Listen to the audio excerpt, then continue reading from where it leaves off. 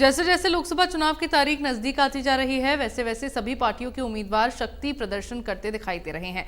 इसी कड़ी में आज इंडियन नेशनल लोकदल के उम्मीदवार सुनील तेवतिया ने अपना नामांकन पत्र दाखिल कर सेक्टर 3 के दशहरा मैदान में शक्ति प्रदर्शन दिखाया, जहां हजारों की संख्या में पहुंचे लोगों ने सुनील तेवतिया को समर्थन देने की बात कही। इस दौरान फरीदाबाद लोकसभा की पूरी इनेलो पार्टी की कार्यकारिणी भी मौजूद रही। उन्होंने कहा कि ये चुनाव वो बड़ी मजबूती के साथ लड़ेंगे और उनकी लड़ाई किसी भी दल के साथ नहीं है, उनकी लड़ाई फरीदाबाद के मुद्दों के साथ है, क्योंकि फरीदाबाद का विकास ना तो बीजेपी ने किया ना ही कांग्रेस पार्टी ने, लेकिन उन्होंने यह आश्वस्त किया कि लोग यदि उन्हें मौका देंगे तो वो फरीदाबाद के विकास में कोई कोर कसर नहीं छोड़ेंगे। देखो, नामांकन भी भरा है हम, और आज से कार्यक्रम की शुरुआत जो दौरे हमारे जो जनसभाओं के रूप में होंगे हर विधानसभा क्षेत्र में, वो कल पहले हतीन से शुरुआत होगी। कल 10-12 गांव हतीन के, परसों होडल के 10-12 गांव, शाम को हम शहरों में अपनी पैदल यात्रा निकाला करेंगे। और फिर जो उसके बाद जैसे पलवल है, फिर पिरथले की बारी है, ऐसे ही रोज के हमारे कार्यक्रम है, ताकि एक विधानसभा में हम दो दिन कम से कम दे सके। टक्कर तो बिल्कुल जोरदार देंगे, हल्का काम करने की आदत नहीं है और बहुत बढ़िया तरीके से चुनाव लड़ेंगे। अब कौन जीतेगा कौन नहीं जीतेगा ये तो भविष्य के गर्भ में है। मजबूत समझ रहे हैं, हम तो इन मुद्दों को मजबूत समझ रहे हैं, हम प्रत्याशी को किसी को मजबूत नहीं समझ रहे। हमारे लिए जरूरी है कि जो मुद्दे हैं, जो फरीदाबाद की जनता जिनसे त्रस्त है, उन समस्याओं को निपटाने का काम करेंगे, वही हमारा टारगेट है। जो लोकसभा में एक स्थान को भरने के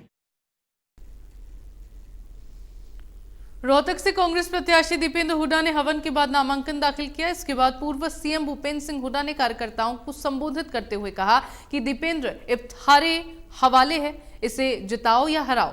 हालांकि नामांकन से कांग्रेस के एसआरके गुट ने दूरी बनाकर रखी है।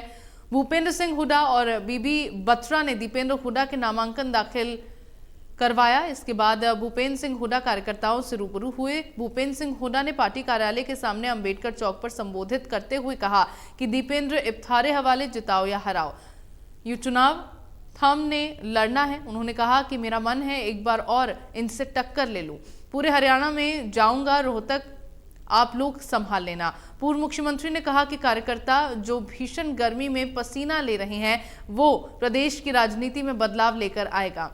पूरे देश में कांग्रेस ने इंडिया गठबंधन बनाया है क्योंकि बीजेपी संविधान को बदलना चाहती है, इसीलिए विपक्ष एकजुट हुआ है। संविधान को बचाना है क्योंकि संविधान बचेगा तो लोकतंत्र बच पाएगा।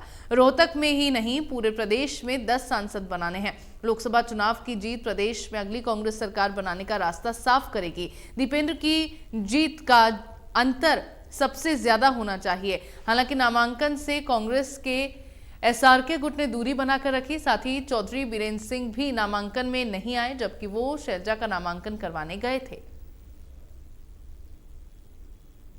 अच्छा माहौल है और जन समर्थन मिल रहा है, भारी बहुमत से इनकी विजयी होगी। आप और जगह भी नॉमिनेशन करा के आए गए हैं, सब जगह मैं कह सकता हूँ जो समर्थन कांग्रेस को मिल रहा है, जिस प्रकार से हमारे मजबूत कैंडिडेट उतरे हैं, कांग्रेस के पक्ष में स्वीप हो।